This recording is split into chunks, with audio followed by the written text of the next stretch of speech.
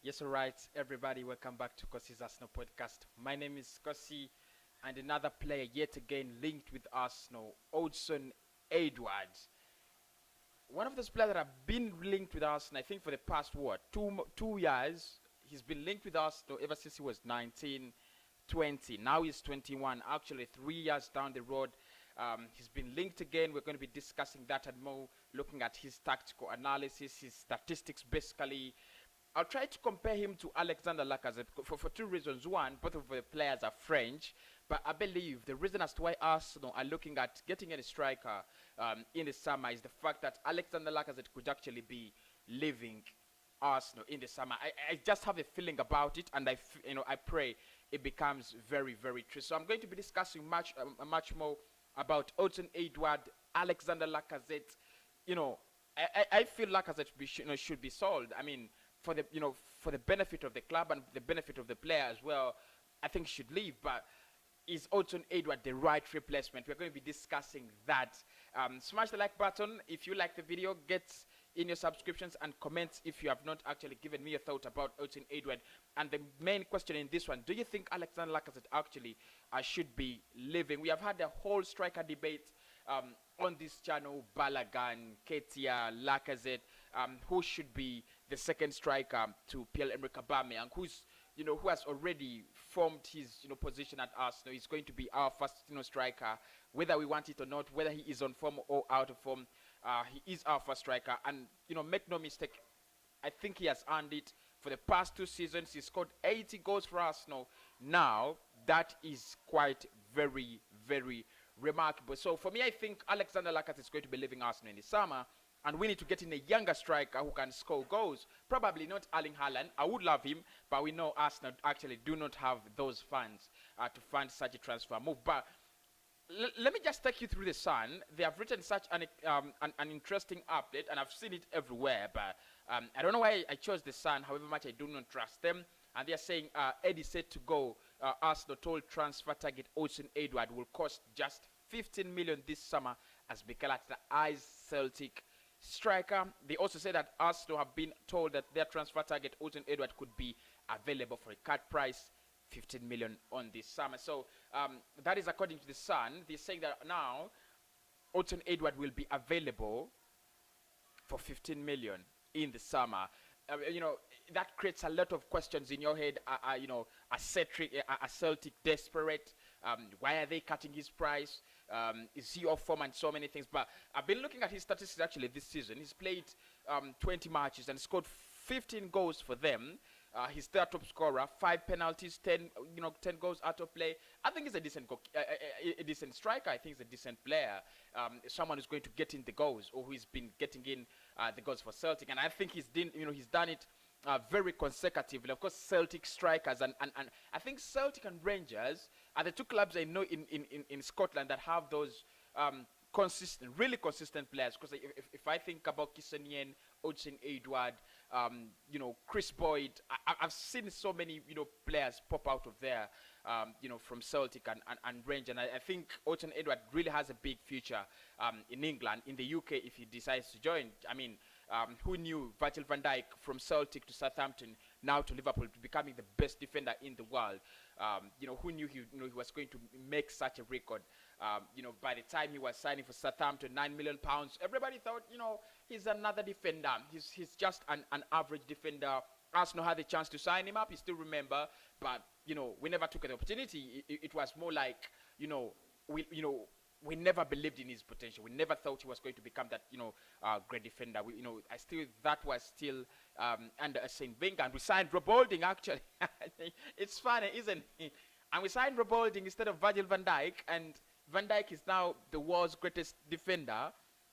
And Rob Holding is Arsenal's greatest defender now, should I say. So let us look at some of the statistics that we can pick from the season of Odson Edward so far. Try to compare him with some of the players that have actually made it, and see, is he the kind of striker that will be reliable at Arsenal? Because for me, my problem with goalkeepers at Arsenal is not because they don't score goals, but they are not reliable. They're not dependable. They lack that kind of consistency. can you score in 10 consecutive matches? Hurricane does it at Tottenham Hotspur. I mean, Vardy does it at Leicester City. Aguero does it at City. And at least Salah will do it at Liverpool. But for us, we don't have that kind of player that is that reliable. I mean, whenever he steps on the pitch, you expect a goal. And it's really costing us points, a lot of points. So this season, Oten Edward, this is according to one website called FBref, and I really, really do like their statistics. I've been looking for them all over the internet today, and finally I got their name. Finally. So according to what they have so far, per 90, that is per game or per 90 minutes, Oten Edward plays. He has a 0.59 goal expectation. That is good, isn't it? That is very good. So that means that no, actually he scores 0.5 goals per 90. And if you try to compare him with other players here, you will see that above above him is Robert Lewandowski with a 0.96 per goal. Of course, he's a young striker. Lewandowski is really an experienced striker. I can't compare the both of them, but I think that really shows us the potential. He's at 0.59, and Lewandowski is at 0.96. So probably if he gets the right coaching, gets the right mentors, he might become that Robert Lewandowski, something like that. Number of expected goals per game per 90 is 0.61. That is still good. Again, if we look at the players leading that category, it is still Robert Lewandowski standing at 0.72, which is not bad. I think it's not far away from Robert Lewandowski. I think this is where it gets exciting, and that's where the question comes in. Why is he then, going for a cut price? Shots in total per 90, that is 2.95. And of course, the players ahead of him is Cristiano Ronaldo there, and of course he's above average. That is also good. So a striker that has 2.95 shots per target, per game. Well, he's slow, slightly behind Cristiano Ronaldo, so I cannot really, give him negative. I think his game numbers are very, very low when it comes to assists. He doesn't actually create assists, per 90. Expected number of assists is 0.1, which is so low still, which is very, very low. Of course, if you compare him with players that actually do assists or do make assists, he's below average, first and foremost, and he needs to work harder to reach in the levels of players like Memphis Depay, if he doesn't mind. The number of expected goals plus assists per 90, that is 0.71, and that is for me interesting because at least that means if he doesn't score, he's expected to aid someone to score, although his expected assist ratio is somehow freaky.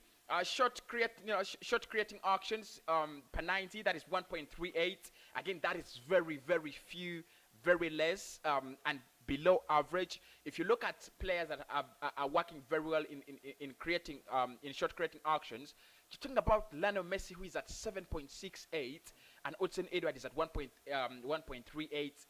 That means that is so low, isn't it? He needs to work on that. Passes attempted, that is 20.48. Again, that's so low. That's 26% of the of passes. Again, if you look at players that do attempt passes, going forward, Lionel Messi stands at 71.21, and the average mark is 26.17. So he's just 6.1. Okay, 6.1, I think, away from average. He needs to work on that. But I still think these results or these statistics are not the worst. Yeah, I don't think they're worst. Pass completion, he stands at 73%. For me, for a striker, that is enough. I don't need to compare him to anyone. Progressive passes, and this is where I think he has a problem, because you can't be a forward and you are having 4% completion of progressive passes. I mean, what are you doing? Because if you're forward, we know, you must be good at progression. At least you must be good at that. I was trying to compare him with anyone here, but seems like I can't really get someone to compare him to. But that is so low. Progressive passes at 0.59. He needs to work on that. Progressive carries, this is where he becomes good now, at 2.36. And I remember when I was talking about him in the summer, I was like, he's a good striker, he's a good player. But my problem with him, he really likes carrying the ball a lot. And I now look at the statistics. His progressive carries stand at 2.36. He is a good striker, but and I think that is now in his favor. He has progressive ball carries that are decent enough, standing at 4%. I really wanted to compare him to anyone possible, but looks like I really can't. So look, if you look at such statistics for such a player, he is still young. French international, still very young, below 25, below actually 24. He's 22 years of age, clocking 23. I think, I can give him, a benefit of the doubt. I think he's really trying to become that kind of striker that Arsenal would want. That kind of striker that is marketable. That kind of striker that can actually become formidable on Europe. Because I think the young strikers now have a problem. You have players like Erling Haaland that are overshadowing the market. Haaland has scored almost many goals as the games he's played at Borussia Dortmund, and that makes it ridiculously very competitive. If in the other areas we can talk about, he has a very good dribbling rate, which stands at 1.38 and 74%. That is actually good. I did talk about the progressive carries, touches in the penalty area, 6.7. That is, this is good. And you know what? Why I'm actually interested in this. If you look at the strikers we have at Arsenal, Aubameyang, apart from Edin Nketiah, I think, but Aubameyang and Alexander Lacazette, both of them actually will have very few touches in the penalty area, because I think Aubameyang is very comfortable and he loves working out in the wider areas. And then I think Lacazette, I don't know why he loves working deep, but he really works deep. But if you look at Oden Edouard, touches in the penalty area per 90, 6.7. Only players like Duvan Zapata ahead of him, and Zapata is at 9.04. So that means Oden Edouard needs to use his room of improvement to work on that. Progressive passes stands at 11.23, and that is 91%. Is he leading in this category? Actually, no. Players that have progressive passes recorded per 90, still Duvan Zapata leads with 15.81. But look at the percentage. That is 91% of progressive passes completed. That is actually good. The pressures, he stands at 11.03. Tackles at 0.2. Interceptions at 0.9. 0.0 actually. So he doesn't have any interceptions.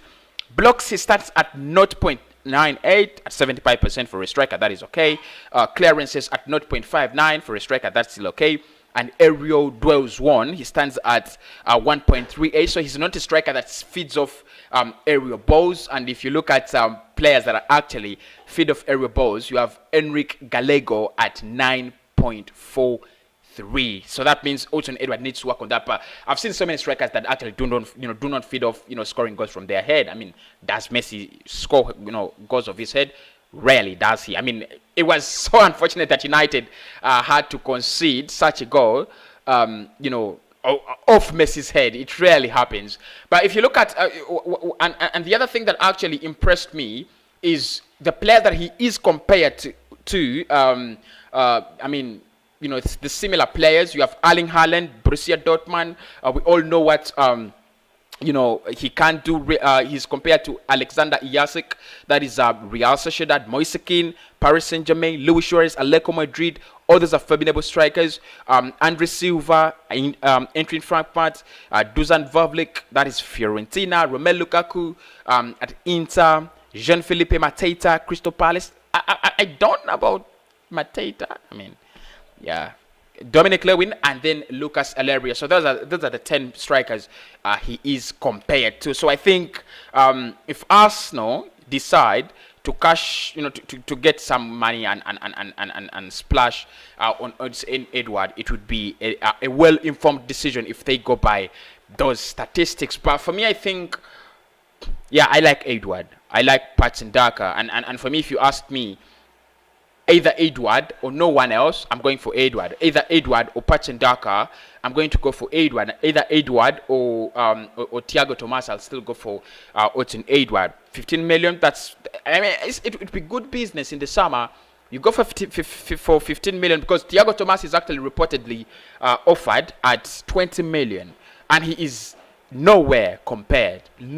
absolutely nowhere compared to, to Otzen Edward. So I'll definitely take Otzen Edward. He is a good striker, and for me, he has done his thing for the past 3 seasons at Celtic. At Celtic, we have seen talents rise and fall, come and go, but he's been there, slowly. I don't think he's become, he's been this ridiculously, mouth, watering, player with performances, but I think he's had a very good time at Celtic. And if Arsenal actually bring him in, because we do need a striker, and I've already said it and I said again, we need a striker, a young striker, but reliable and dependable. For me, that's my problem. You can't get in creative players and you don't have finishers.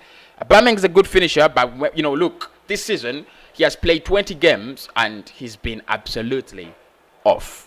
So what do you do then? You need a player who can actually do it. Celtic have it. I think I just didn't have a chance to share with you, but they have an African striker who scored 7 goals and Udwed has scored 15 goals. So I think you need something like that. Gundogan is doing it at City, but I think they will definitely need to bring in a striker in the summer. And I trust City. They will actually get in a striker. They're that on point. When they need a defender, they go for it. They need a midfielder, they will go for it, and I think they will actually go for a striker in the summer. So that is all about Otzen Edward, and I'll talk about more of the players linked with Arsenal. I'll also recommend some players that I think should be signed for Arsenal. I'm going to do a video about Emi Buendia, but it will be premiering tomorrow in the morning. How I think Emi Buendia is featuring down in the Championship and why Arsenal should sign him. That is coming up. Smash a like on this video, and I'll speak to you exactly in that next one.